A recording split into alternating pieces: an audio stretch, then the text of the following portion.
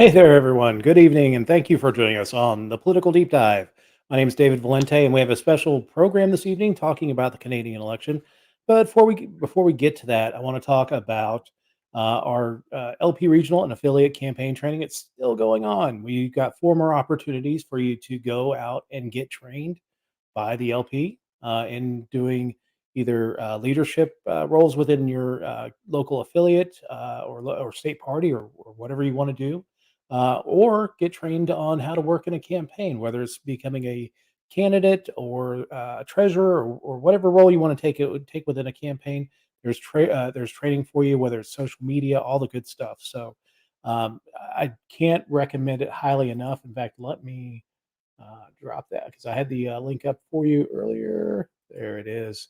Regional and affiliate and campaign training initiative. Go to that link right there.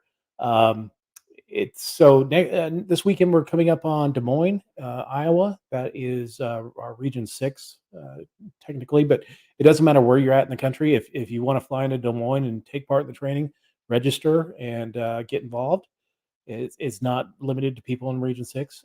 We just holding in each of the regions, so it's closer to each of anybody who wants to participate. So, Region 7 is the week after. So, not this weekend, but next weekend is going to be Shreveport, Louisiana. So, if you're in the southeast part of the country, Texas, Oklahoma, come on down to Shreveport for training.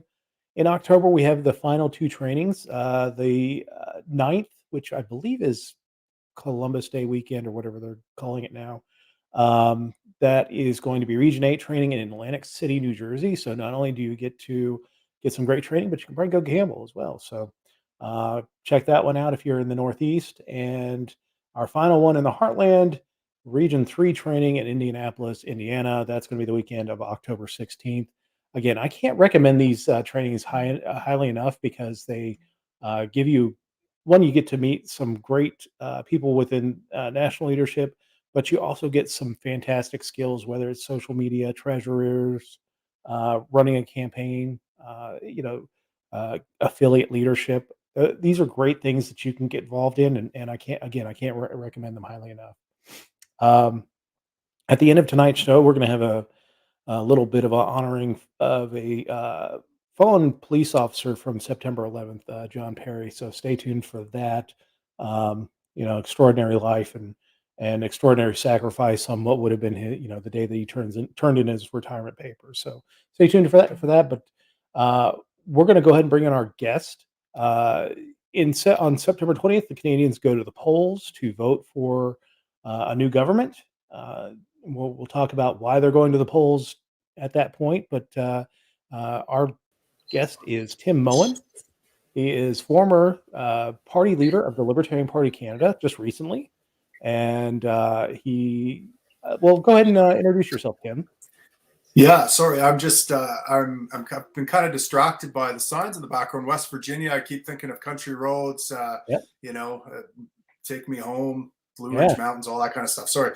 Yeah. So I'm Tim Moen. I was leader of the Libertarian Party of Canada for about 7 years, and we had our convention here back in August, and it just so happened to fall on the same day that Trudeau made a surprise snap election call. So our new leader is being baptized with fire right now. So I've been leader for 7 years. In 2015, I led the party to its most successful showing in our 45-year history. And I've just stepping down. I've only got one retirement fund to cash in. I cashed it in 2015, and so now I got to pay the bills and focus on family and work quite a bit more. So I'm handing the party over to someone who's got some more time to take over the reins. So. Excellent. So what do you do outside of Libertarian Party politics? Yeah, well, very much the same as what I do in the party, which is I fight the forces of chaos and entropy that would seek to destroy us all. I'm a firefighter paramedic as my day job, and so I've been doing that my whole life. And so I kind of saw my activism in the Libertarian Party as in large part an extension of that same intent or same process of fighting these mindlessly destructive forces and pushing back against them and restoring order to chaos. Mhm. So yeah. Okay. So how did you become a libertarian? How did I become a libertarian? Well, I would say that, man, it's a bit of a long story, but I was going through a bit of a life crisis where I was questioning everything, all my fundamental sacred beliefs, including, the religion that I grew up in. And I realized at the time that, had I grown up in another part of the world in another time and with another family, I'd have a completely different worldview. That was deeply unsettling to me. And the other question that was in my mind was, as I was going through history, was, well, what makes me think I would be any different than, all these normal people that acted in evil ways throughout history? If I were in Germany in the 30s and 40s, what makes me think that I wouldn't have been inclined to join the Nazi party and do Nazi things? If I were, in Mao's China, why wouldn't I join the Communist Party? And so that was very unsettling for me to realize that my beliefs had been fully formed essentially by culture, by my environment. And I had almost nothing to do with what I believed about the world, my whole worldview. And so I started questioning everything. And that led me, it started with religion, but it moved to statism, and I discovered Ayn Rand. And actually I'd have to, and, I watched this conspiratorial movie by Aaron Russo called Freedom to Fascism, where he questioned the validity of the income tax. And that kind of blew my mind open. And then, of course, led me to some libertarian ideas. And ultimately, I think it was probably Penn and Teller's show Bullshit that tipped me over the edge. And I'm like, yeah, these guys are speaking my language. I went to Bullshit from kind of the skeptics movement, and I wanted to see them debunk religion and Loch Ness Monster and Bigfoot and all these wacky conspiracies. But they interspersed a bunch of stuff about the government that made a lot of sense to me. And so I did a deep dive. So I'd have to say it was probably Penn and Jillette Bullshit that tipped me over the edge to libertarianism. That's awesome. That's probably one of the most awesome stories that I've heard, because I ask all my guests about their kind of libertarian origin stories, and I've really enjoyed that. That's awesome. Awesome. So let's level set everyone on the situation in Canada. So Hmm. Justin Trudeau is the current Prime Minister of Canada. He represents the Liberal Party of Canada, and we'll get into the ins and outs of each of the parties a little bit later. But he won election in 2019 and has a 5-year mandate to serve, if he can keep it, Right. 5-year mandate to run government. But he chose to call a snap election. Kind of explain that to, because in the United States we're very familiar with fixed elections, fixed election dates. Yeah. Uh, we don't get this snap election thing. Right. Well, in Canada, it's essentially up to the prime minister to call an election, and he has to call it within 5 years, but he can essentially do it at any time he wants within that 5-year window. And so in 2019, Justin Trudeau and the Liberals formed a minority government. In other words, they didn't have more than half the seats, and so they didn't control the House basically. And so, in order for them to get things done, they required cooperation and support from the other parties that were also holding seats. And of course, they weren't going to get much support from the Conservatives, so it was going to rely on other left-wing parties like the New Democrat Party, the NDP, and the Green Party, which I think had a couple seats as well. Mhm. So these minority governments are very unstable in Canada, which is not a bad thing for a libertarian, and they can't get a lot of things done. And I suspect Justin Trudeau called the election because he thought he was just killing it out there, that he was riding an all-time wave of support. And I don't think that was necessarily an unreasonable thing for him to think. I mean, Canadians generally seem to favor all the things that he's doing in terms of handling the pandemic and printing up a bunch of money and handing out money, printing it out and supporting people not having to work and all these kinds of things. So I think he thought he could ride that wave and just might take him to a majority government. And I think that it was in his best interest. I mean, if you were to wait 2 years, he can probably do math and realize that prices are going to be higher. The economy is going to be worse. Like there's going to be a price to pay for all the spending that he's done and all the prohibitions and restrictions that he's implemented over the past year. Yeah. And he probably wanted to strike now while he had a chance in his mind of forming a majority government and get that 4 or 5 year mandate to actually push some of his agenda items through. So I suspect that's why he called a snap election. Yeah. Yeah. So at the dissolution, the Liberals had about 155 seats, and they need 170 for a majority government. They have 388 seats in the legislature now. It's Yeah. interesting because Canada, based on population, now I know that the way that they apportion seats in Canada is kind of convoluted, but by per person in the country, so each seat is about 105,000 people. Honestly, that's the interesting thing about that is that if we did that in the United States, the it would be about 3,000 seats in our legislature. Right. Right. So that's amazing. And is that me making that sound? Or is that are you? Hold on. Okay. That might have been Okay. Cool. background noise here. Cool. But yeah, we would have about 3,000 seats in our legislature based on the population, because it's about 750,000 to 800,000 people in each of our seats now. So, Right. But Yeah, that would be fantastic in one sense. It seems like it would be a lot harder to get things through, but if we're talking about size of government, I'm not sure that's necessarily a good thing.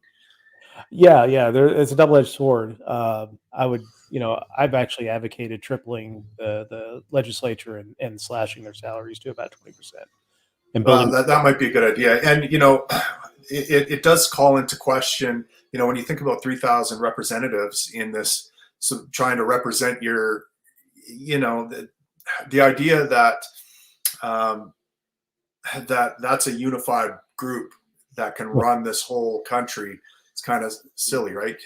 It calls into question the need for there to have that unity to begin with. Maybe be better off splitting off. Maybe it's a good time to talk about secession and letting states actually do the stating rather than the federal government do the stating or something. Yeah, I mean that's going to be a mixed bag as well because it's still a Yeah. state. But I get your point. Well, so you mentioned that the big thing that's coming out. The reason why he's really pushing for this election right now is that he's seen as doing reasonably well with COVID, at least poll wise.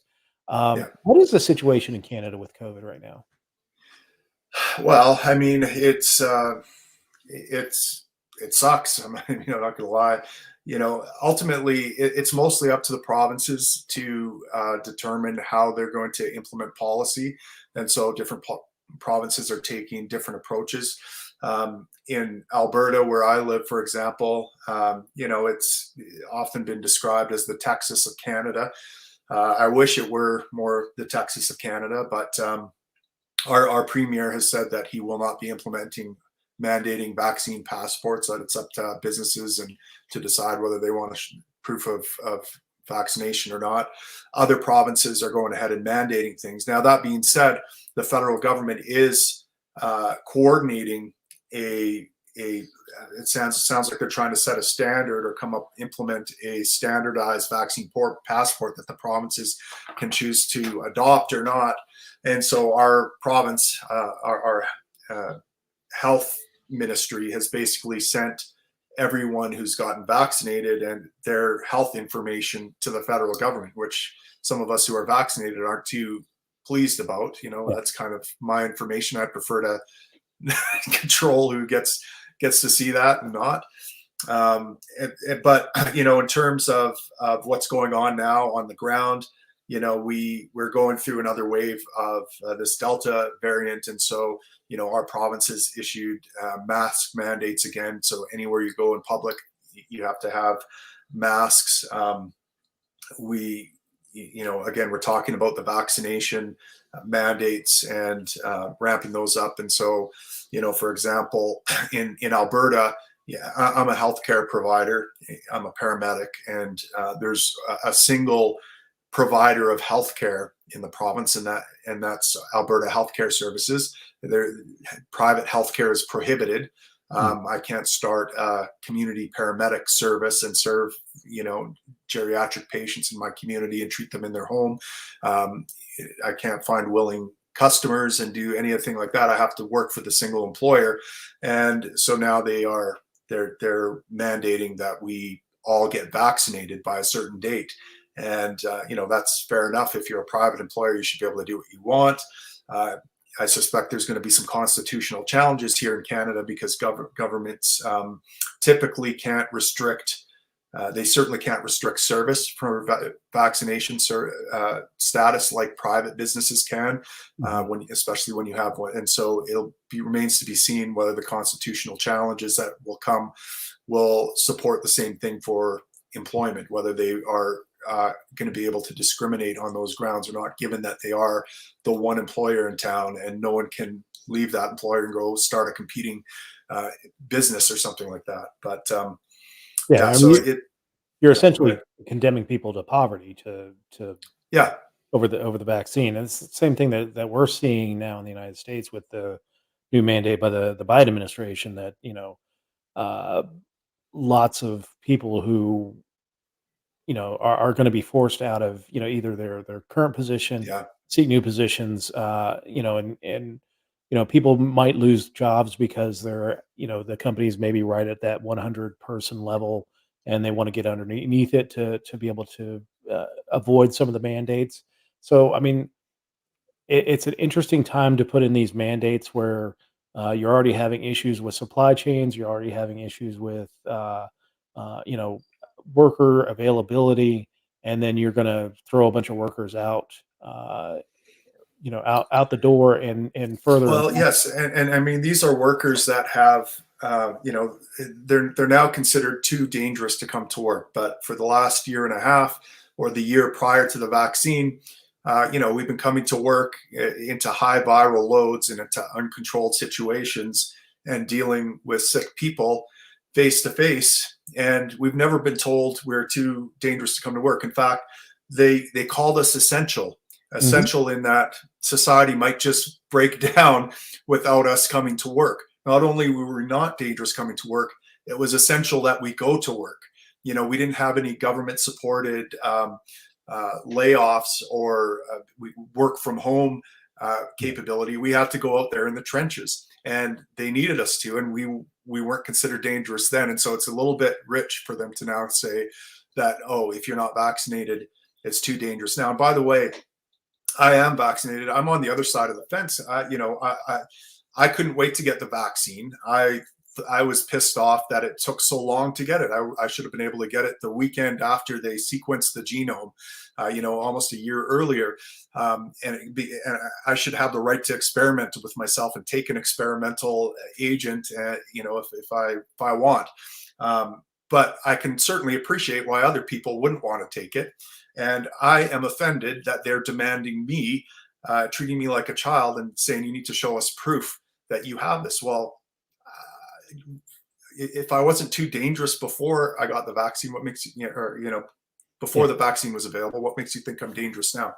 It's it's a little insulting to say the least, but It is. And, a lot of people don't realize now Toronto is like what the third or fourth largest city on the continent. And with COVID, Toronto went from March until I think about June under a lockdown status, didn't they? Yeah. I can't remember the exact date, but yeah, Toronto, Ontario got it hard. I mean, Alberta, we got it hard too, but most of the provinces, again, that's one thing that's different, I think, about the US political climate versus the Canadian political climate, is that we are much more, Canadians in general are much more agreeable, let's say, to being stomped on, to having our rights taken. We almost demand it, and so it had fairly wide support. Now that support for all these mandates, I think, is waning quite a bit. But for the first 6 months, I would say you were certainly in the tiny minority if you were opposing all these mandates and restrictions. And of course, that's nothing new for libertarians. We're always in the minority, but we're also right on the right side of history. So exactly. So another story that's creeped up during the campaign is the withdrawal from Afghanistan. How big of an issue has that been in Canada over the last 15, 20 days? It's almost been a non-issue here, Really? to be honest. I mean, the Conservatives did make some noise about Trudeau and his withdrawal, but they didn't have a lot to stand on. All Trudeau said was, "Look, our withdrawal was tied to Biden's date, and we just followed his lead here. What did you want us to do?" kind of thing. And so there's that. I mean, I really wish that Canadians would look at our involvement in foreign policy a lot more. We've had 2 terrorist attacks in the last decade or so, if I recall. There was a shooting at Parliament. A gunman went right into Parliament, shot a soldier that was standing guard at the cenotaph, a memorial, and then went in and started firing in Parliament until this 70-some-year-old staffer grabbed a gun out of his, I don't think he was even supposed to have, out of his drawer, and did a kind of diving, like, badass thing and shot the guy, put him down. But I mean, these terrorists specifically referenced Canada's involvement in foreign policy as the motivating factor behind it. And the one was happening right after, like, I think within a week or two after Canada committed to joining Hillary's bombing of Libya. And so we sent a bunch of warplanes over there to bomb Libya. And of course, some people get upset by that, and they do, motivated by that. And, so I wish people would address that a little bit more. I wish that we would hold our politicians' feet to the fire a bit more on that. We are selling weapons to Saudis right now to commit genocide in Yemen. I wish more Canadians cared about that, but it doesn't seem to be much of an issue here in Canada. It's just not talked about that much or in the news that much. Yeah, and we just, of course, we went through our 20th anniversary of September 11th, and one thing that I'm sure the same holds true in Canada, that American voters don't get the concept of blowback at all.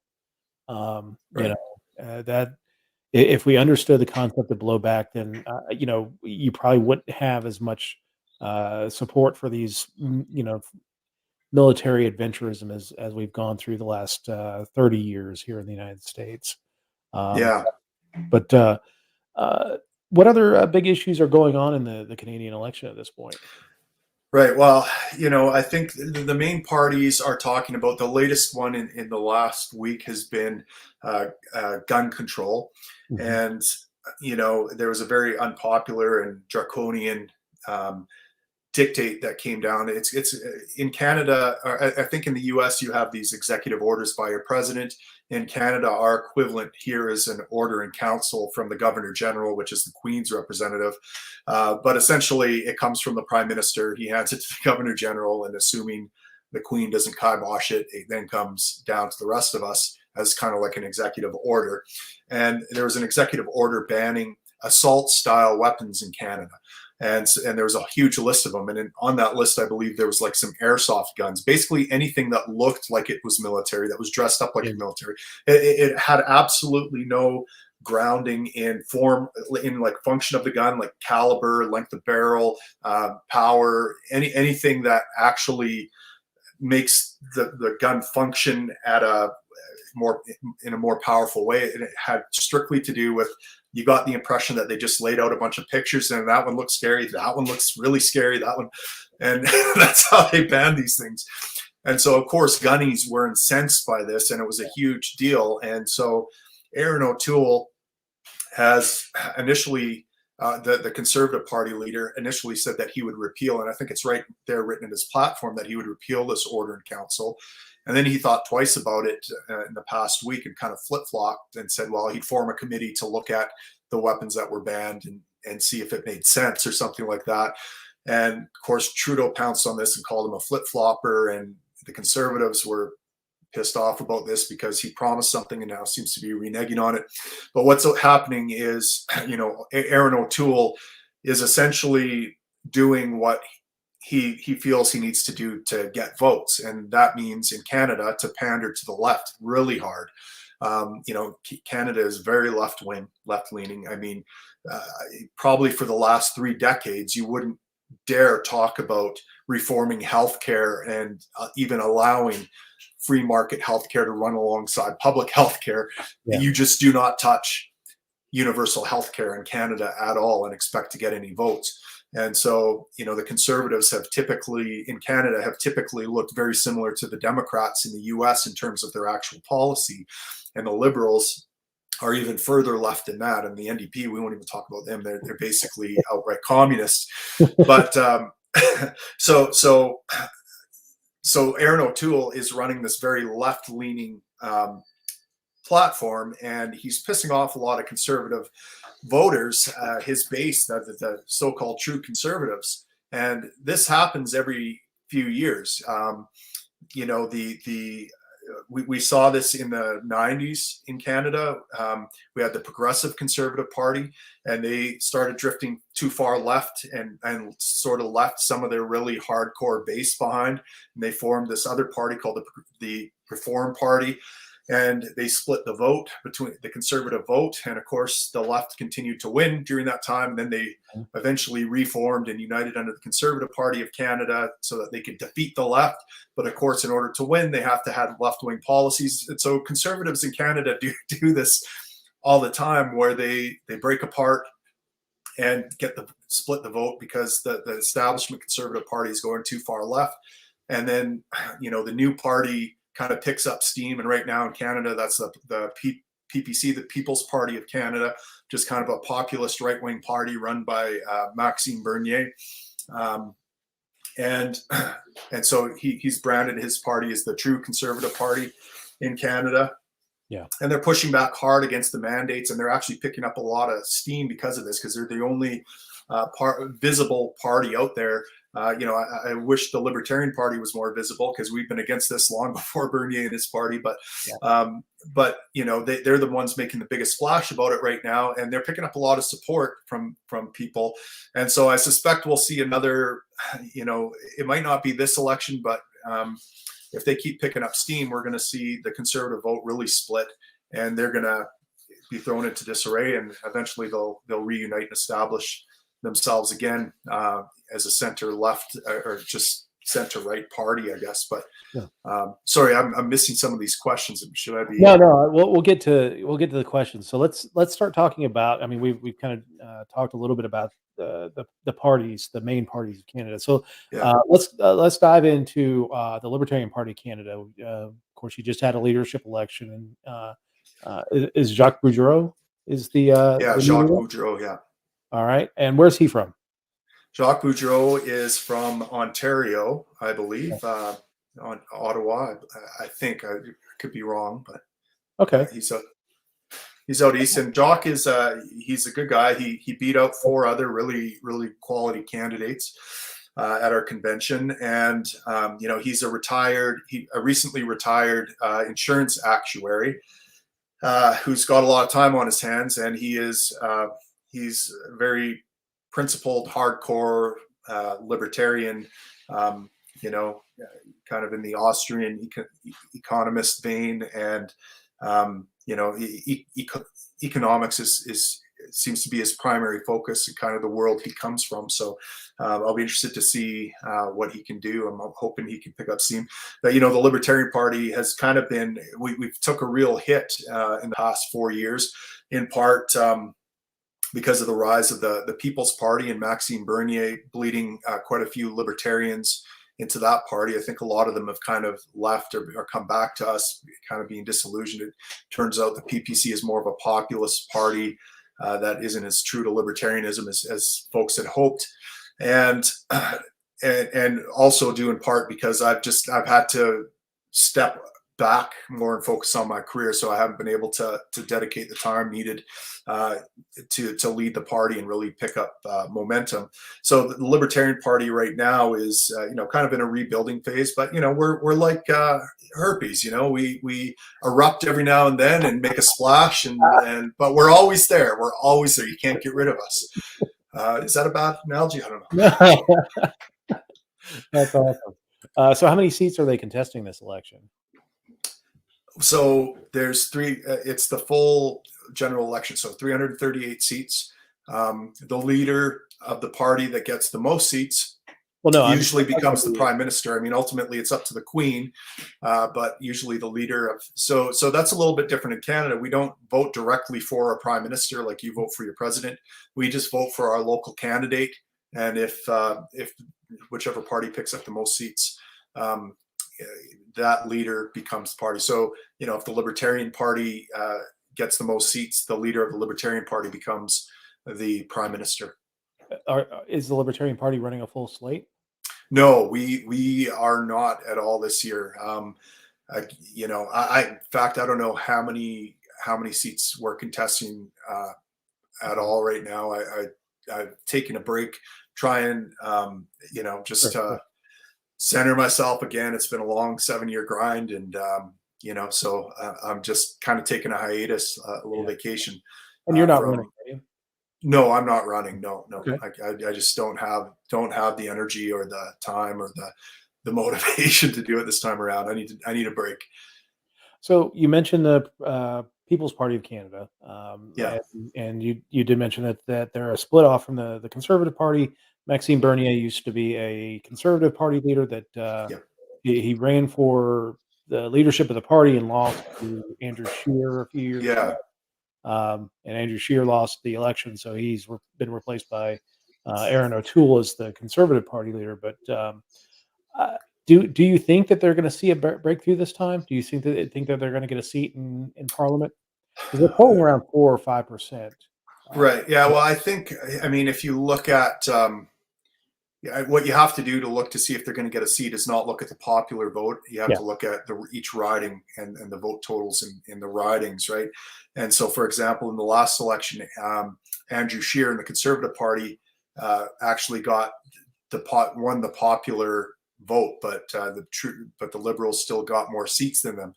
And that's because in Western Canada, it's always Conservative, but we don't have as many seats as Eastern Canada.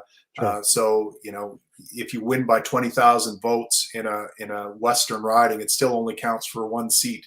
Doesn't equate to more seats. Yeah. So the only riding where the PPC actually have a chance is in Maxime Bernier's riding. Right now, it looks like it's a toss-up between, it's a neck and neck race between the Conservatives candidate and him. So I do hope Bernier wins his seat. I hope that he can get in there and make some noise, and that Libertarians might like. He's been good to my ear on the pandemic and the mandate. He was a little bit late to the party. I think he was waiting to feel out how his base, what his base was thinking. And initially, I know that the populist kind of conservative base was, when the left was downplaying the pandemic in the early days, we're getting all these startling images coming out of China as the pandemic spread. And I remember the populist right here was saying we need to lock down the borders, and government needs all it. So I think Bernier was a little gun shy to come out swinging against any kind of pandemic measures to begin with. Unlike the Libertarians, we were always against them. But in the last 6 months, for sure, he has been leading the charge against all these mandates and going coast to coast. And so it'd be nice to see his voice in Parliament. So they may pick up one seat. But if they manage to pick up that one seat, I think they're going to be able to build from there and eventually become like the Reform Party. Okay. And then eventually become again the centrist establishment party once they're actually in a position to form government. Unfortunately, that's just how politics works. If you focus on chasing votes, you have to sacrifice principle. And so, my philosophy as party leader, and what I think the philosophy of all kind of activist libertarians should be, is to focus on a principled message and make people come to us, not chase those votes around. We have to shift culture before we can ever see a libertarian government, in my mind. But. Sure. So the other minor party that'll be contesting is the Green Party of Canada, Yes. by Anne-Marie Paul. Anna May Paul is the leader of that party, and they're facing quite a bit of internal strife right now. There's been some people that have been trying to get rid of her. They weren't happy with her. I can't remember what she said, something about the Israel-Palestine conflict, and I'm guessing it wasn't as pro-Palestine as a lot of her party members would have liked, and so they're attacking her pretty strong. But I believe she has a Jewish background or something like that. Mm-hmm. So, I don't think she had as strongly pro-Palestinian take as they would have liked. There's also another party I should make you aware of in Western Canada here, called the Maverick Party, which is a brand new party started up this year that is trying to be similar to the Bloc Québécois party. Now, the Bloc is a very powerful party in Quebec. They only run candidates in Quebec. They consider Quebec to be a sovereign nation, separate from Canada, and so that they just send representatives to Parliament to do a Quebec first, Quebec interest type thing, represent Quebec's interests basically. And so the Maverick Party is trying to do something similar in Western Canada, because out west, Western alienation is a huge thing in Canada under our Confederation, and even written into our Constitution are these equalization payments that the have-not provinces get payouts from the federal government, and of course. Most of the money is being made in provinces like mine in Alberta, and the taxpayers send their money to the feds, and the feds then send it to Quebec and these other have-not provinces that implement all these kind of socialistic government spending programs. And Alberta, and then Quebec turns around and blocks a pipeline. We're trying to get our product to the market, and all these things start to happen. So the West is very bitter about the fact that we pay for all of Canada's infrastructure and we get nothing in return for it. In fact, we get blocked at every turn when we try to get our product to market. And of course, we're a big oil and gas province. Yeah. We have the infamous oil sands in our province that gets a bad rep from all these Hollywood elite that fly up to our oil sands to talk about how we're killing the planet, committing genocide on Indigenous people, and then fly home on their CO2 emitting private jets. So Western alienation is the thing. So the Maverick parties kind of sprung up, and they seem to be picking up some steam out here in Western Canada. So if you're kind of a conservative, liberty-oriented guy, you have a bunch of choices now. You have the PPC, you have the Maverick, you have the Conservative Party of Canada, you have the Libertarian Party. It's a noisy field to try to get any kind of message or get any signal through right now. And then, you have, I think there are about 22 political parties in Canada. And it is a busy place. It's not that hard to start a political party and get your name on a ballot here in Canada. So, that's awesome. I'd love to see more parties here in the United States. But so is just like the Bloc, then the Maverick, are they looking for some kind of separation? Because the Bloc, their stated goal is to create the conditions for separation of Quebec from Canada. Is that the same for the Mavericks? Well, I don't get the impression from the Maverick Party that they're quite as hardcore, that they're secessionists or separatists in that manner. But I do think that their primary goal, I think what they are, for the past, 3 or 4 years, there's been a growing separatist movement in Western Canada, especially in Alberta. And there's been a lot of Alberta first and we need to separate talk going on. And it hasn't been very unified. There's no coherent political philosophy behind it or no unifying force. There's just a general hatred of Justin Trudeau and what we in Canada call the Laurentian elite. All these people from Upper Canada who want to run the West and don't care about us. They just want to suck. So, but compare that to Quebec, where it's very kind of an aspirational kind of nationalism that they have. There's a common core identity, the Quebecois, the language, all these cultural things. In fact, they enforce these cultural things with their government, and they enforce French language laws and all these other things. So we don't have that cohesion here in Western Canada. So I think the Maverick Party is doing their best to try to unify that sentiment of separatism, and maybe people that aren't quite separatists under a kind of a less controversial brand that everyone can kind of unify under. Yeah.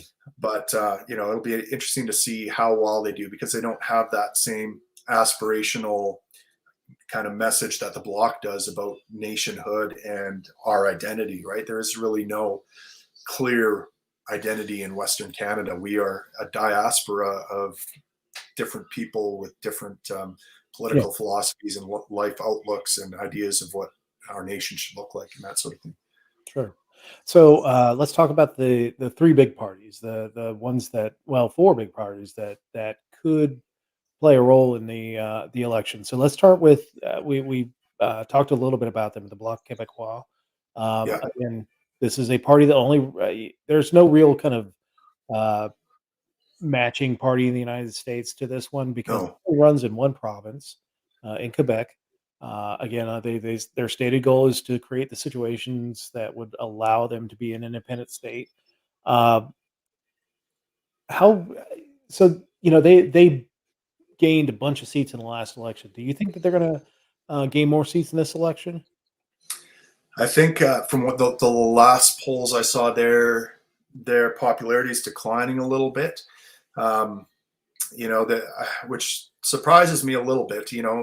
Out of I watched the leaders debate this past weekend, I think it was, and the guy that impressed me the most was actually the leader of the Bloc Québécois. He was very blunt and honest and direct, and I hadn't really heard him speak. He's always speaking French, but this was an English language debate, and so I actually heard what he was saying for the first time. And I just, as a person, I kind of liked him. I liked that he was standing up for his province, and that he bluntly said, "I'm not running for prime minister. I'm running for Quebecers and to make sure our interests are looked after. And all of you recognize that we're a nation.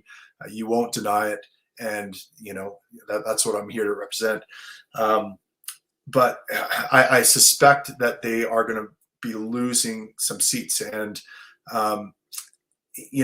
it's strange, because actually after the debate, the Liberals started picking up steam. Now, next to the Yves Blanchette from the Bloc Québécois, I felt like Aaron O'Toole and the Conservative Party actually would have gained the most ground, because while he didn't say anything great, he sounded like the adult in the room. He sounded like something that a general Canadian, the normie voters that I interact with on a day-to-day basis, if they were tired of Trudeau and they're looking for an alternative that wasn't Trudeau, O'Toole wasn't that far off of Trudeau's policies, but he actually sounded like an adult. And so I thought O'Toole would have maybe gained some ground, but it doesn't seem like he is. It seems like the Liberals are picking up steam, and I think they're bleeding support from the NDP, because the NDP is they've got these pie in the sky ideas. They don't have a clear plan.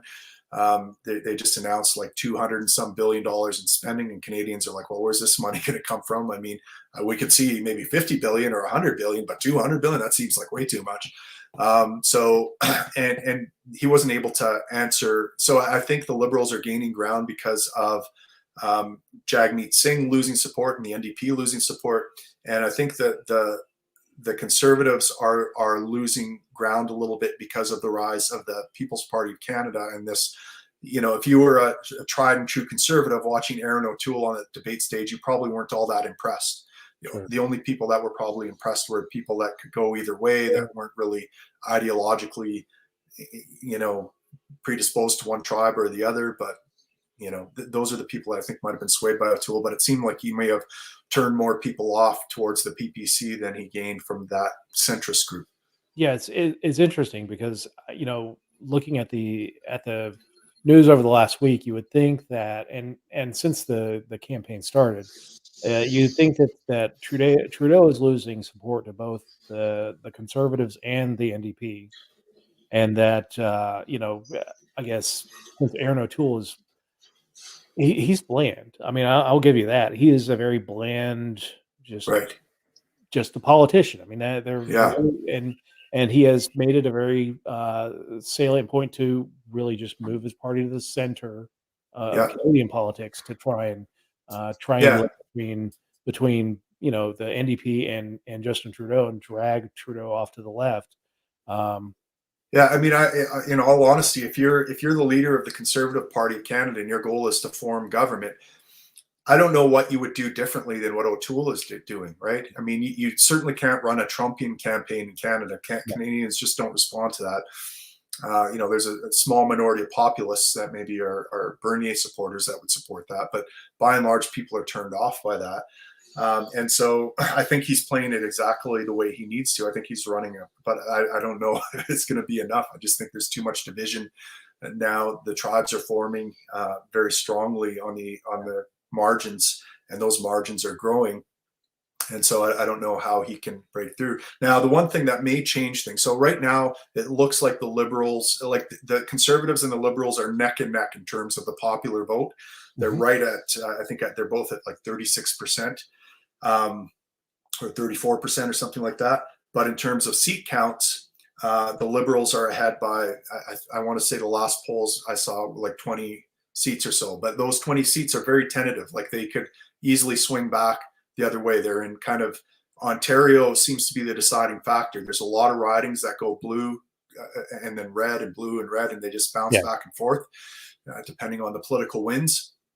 And so the thing that could tip things back towards O'Toole's favor in those ridings is this book that is, I think it was just released today or yesterday by Jody Wilson-Raybould, who is a former Liberal member of Parliament.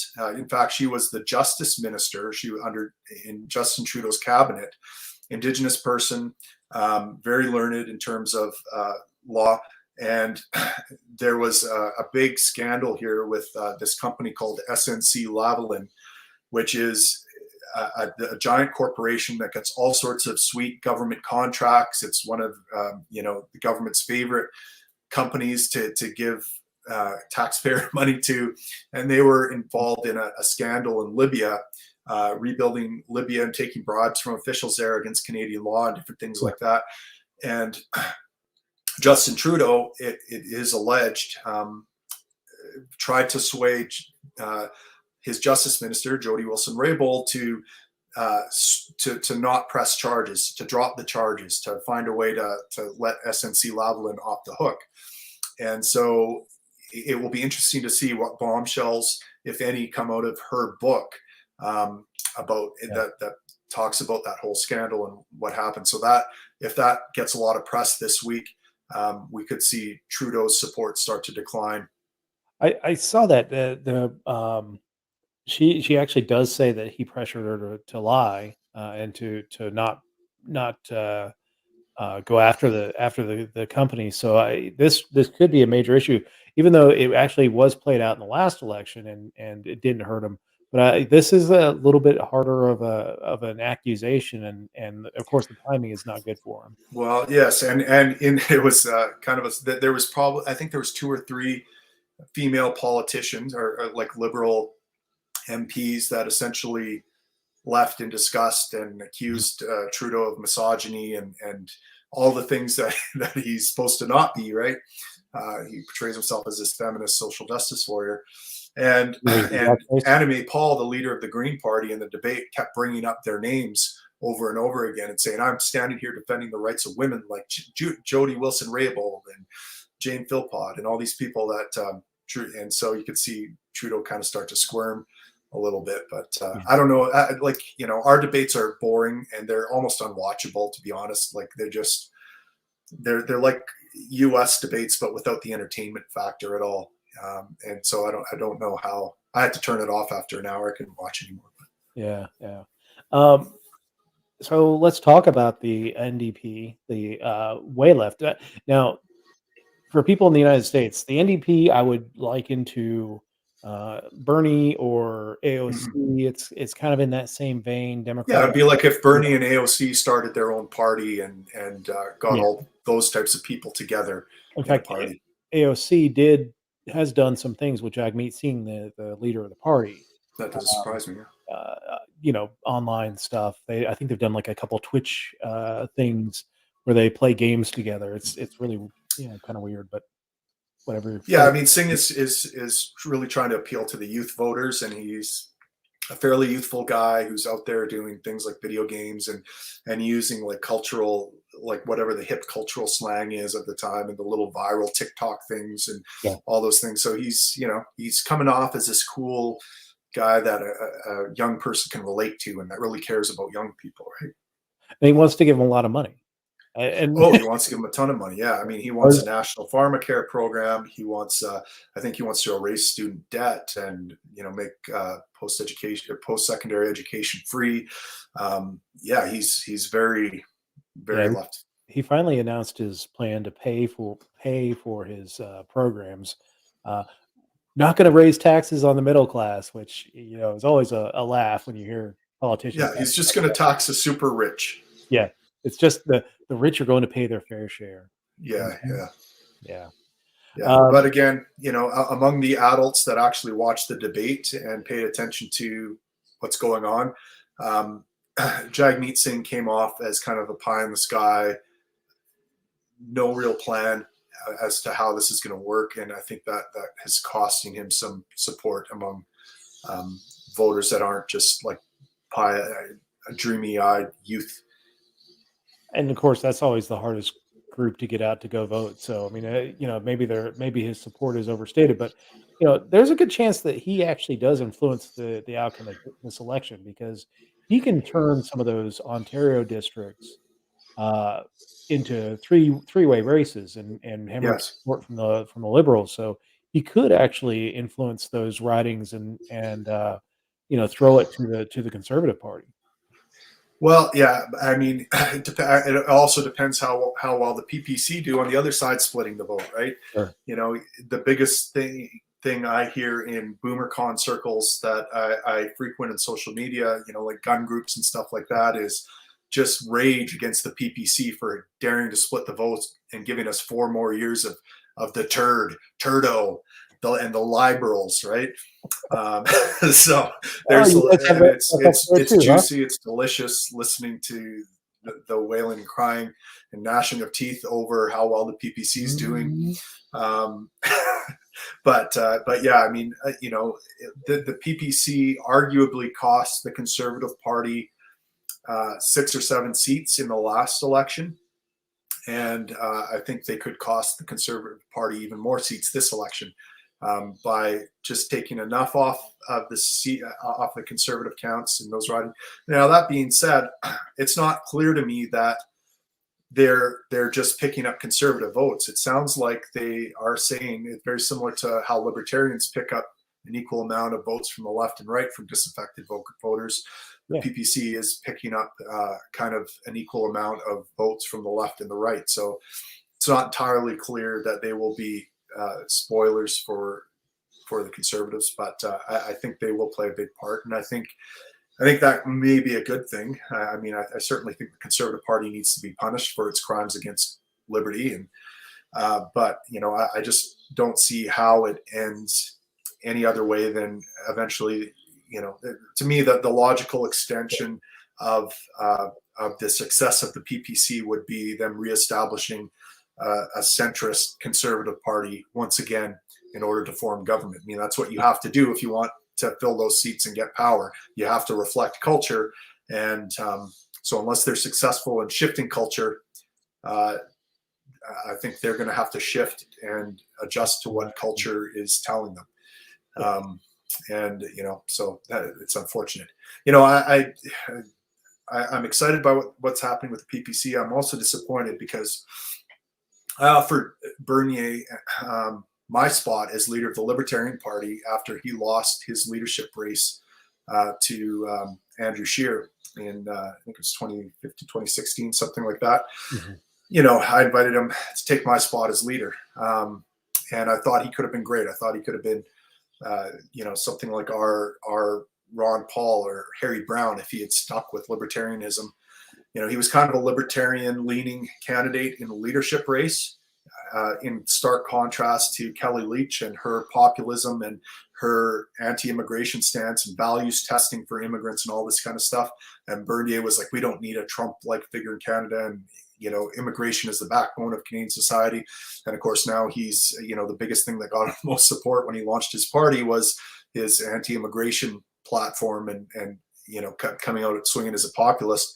But I wish that he had taken up my offer to lead the Libertarian Party, because I just think of where the Liberty movement could be right now if he were the front man, if he had been the front man of our party for the past 3 years, and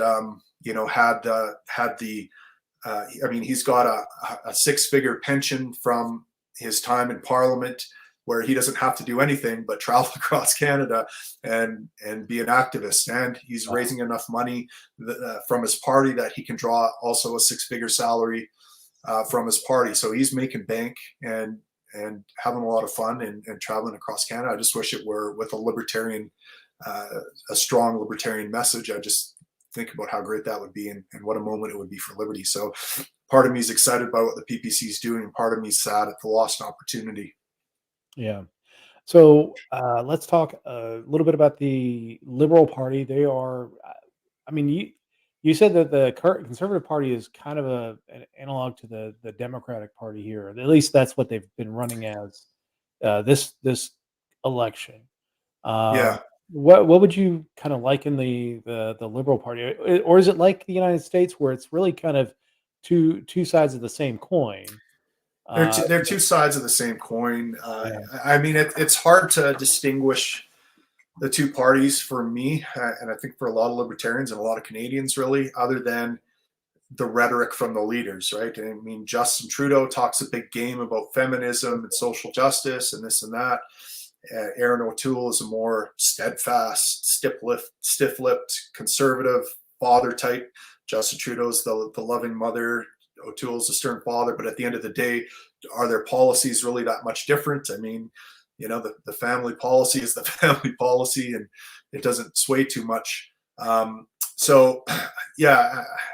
Certainly Aaron O'Toole, I think, would like to, I remember, I think some footage came out recently of him that made big rounds in the leftist circles about him talking to the National Firearms Association, which is kind of Canada's equivalent to the NRA. Mm-hmm. And they were asking him, why doesn't he push concealed carry in Canada? And he said, it's not politically viable. He said, I would love to be able to advance something like that, but there's no way I can talk about that and seriously expect to get anywhere in terms of seat counts. And of course, his sentiments are what is making the left apoplectic. Yeah. But the reality is, we're not going to get concealed carry under O'Toole, no matter how scared the left is that they might, and no matter how hopeful the right is that they might. Right. So, at the end of the day, the policy is going to be very similar, and their platforms aren't that much dissimilar, as far as I can tell. All right. Well, Tim, we're rapidly running out of time, but I did want to get your prediction for September 20th. Where do you see the Liberals falling? Where do you see the Conservatives falling? And who forms government? Yeah, well, my prediction right when Trudeau called the snap election was that the Liberals are going to win, and I wasn't sure whether they're going to form a majority or minority, but.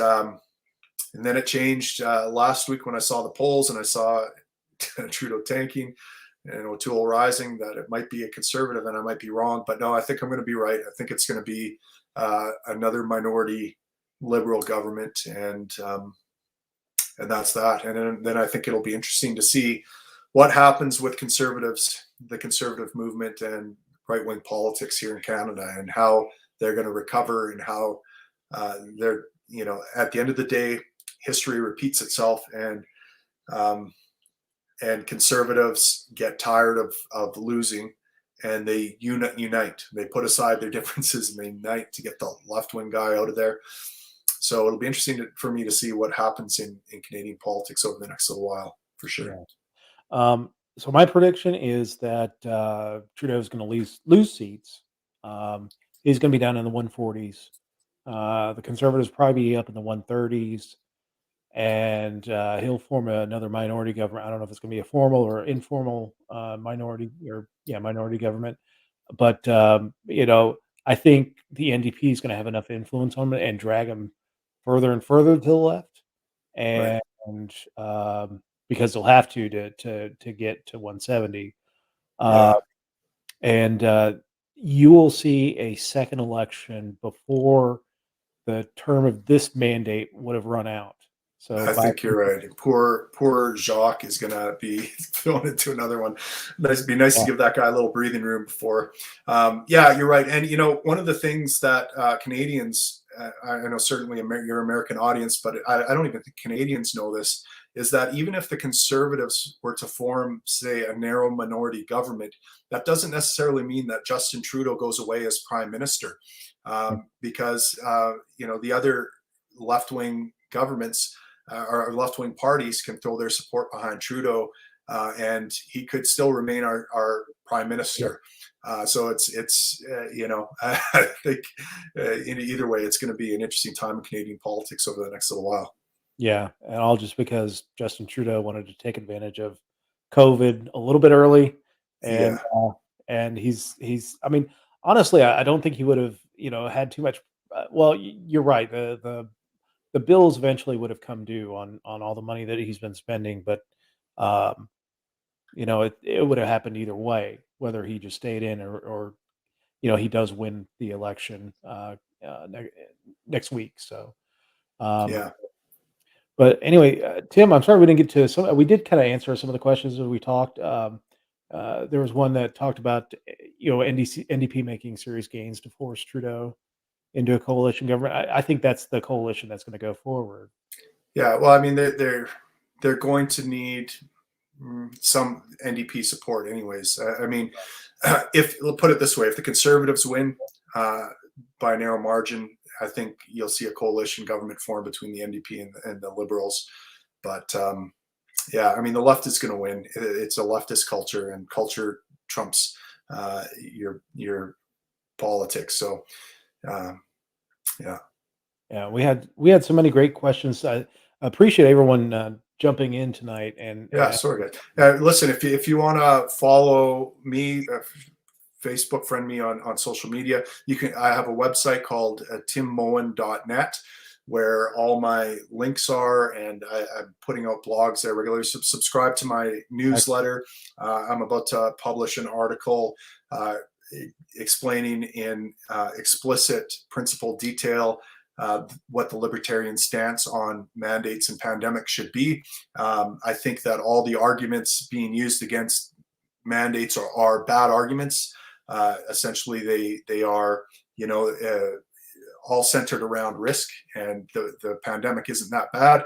Therefore, we don't need mandates. Well, I say that even if the pandemic was a severe emergency, we wouldn't need mandates, and I explain why that is and what libertarians should stand for in that article. So if you want to get that kind of information, go to timmoen.net and sign up for my newsletter. It's free, and look forward to seeing you there. Excellent. Well, thank you so much for doing this. The reason why I do these international, even though this is the U.S. Libertarian Party, it's their Facebook page and their YouTube pages, that we need to have some awareness of what's going on in the world. It used to be that Americans didn't really have to care about what was going on politically. I think that changed in 2016 when that populism that we saw getting Donald Trump elected actually started in Europe, and it started moving towards the United States rather than the United States initiating that, which had been the case for a lot of political revolutions around the world. So, we do need to keep our eyes on foreign elections and see what's going on with those elections because, well, one, it broadens our horizons, allows us to see how other people do things, and whether they're doing them well or doing them poorly. Uh, all kinds of lessons can be drawn from that, but it also, it when we see people fighting elections like we fight elections, it kind of gives us a kinship with people throughout the world. And I think Yeah. that one thing we need to realize is that governments, we can hate a government, but the people of the country generally are the victims of the government of that country. So Yes. to understand that those people bleed just like we do. Those people have wants and needs just like we do, and that we need to understand that, and that way we don't get put into these false traps of, oh, we got to hate the Afghans because the Taliban. We got to hate the Iranians because of the Islamic Republic. No, we need to hate the governments, not the people. So That's right. Yeah. anyway, Well said.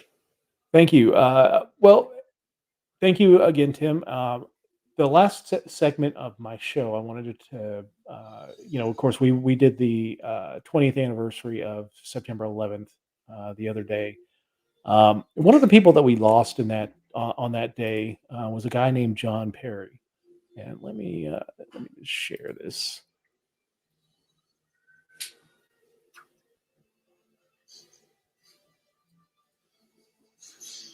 All right, this gentleman, John Perry. Let me read a little bit from the article, or actually, it was on the Libertarian Party website. In 2018, he was named to the was it the Hall of Liberty. On In September 11th, 2001, John Perry was an avid libertarian and a member of the New York City Police Department. Mr. Perry was at police headquarters in Lower Manhattan to file his retirement papers. He was planning to leave the police force to join a small immigration law firm. When the notice of the catastrophe hit the World Trade Center, when that came over the radio, Mr. Perry immediately left to help rescue citizens from the burning buildings. He was last seen in the mezzanine of the South Tower shortly before it collapsed. When the building began to collapse, the police captain warned Mr. Perry to evacuate, but he insisted on staying as long as there were people still inside. The captain barely got out in time, and he saw Mr. Perry disappear under the dust of the building. Mr. Perry was a member of the Nassau County Liberties Union, was active in the Police Brutality Commission, and volunteered for Norman Siegel's campaign for public advocate. As a libertarian and a police officer, John was dedicated to defending everyone's right to life, liberty, and property. Richard Cooper Richard Cooper of the Libertarian Party of New York. He's a true hero and a great libertarian. Prior to joining the NYPD, Mr. Perry worked as an immigration lawyer. He also worked as an extra in many films and had a recurring character role on the TV soap opera Another World. And he received the Jefferson Award in 2002. I don't say this very often, but thank you for your service, John Perry. All honor to your name. All honor to those people who lost their lives on September 11th. All honor to the people who were the innocents who have been killed in the years since. And never forget what we've done in the name of fighting this war. And may we find peace soon. But anyway, thank you everyone for joining us. Next week we will be having candidates from states like Virginia, Ohio, North Carolina, talking about their campaigns as early voting starts with the early voting starts for the 2021 elections. I keep calling it 2019. The 2021 elections. So we're featuring those candidates, and you can ask them questions, donate to their campaigns, get involved in their campaigns if you're local to them. I really appreciate everyone joining us this evening. So stay tuned for that After Dark program tonight. I've got an early day and a long day tomorrow. So anyway, thank you, everyone, and we will see everyone next week.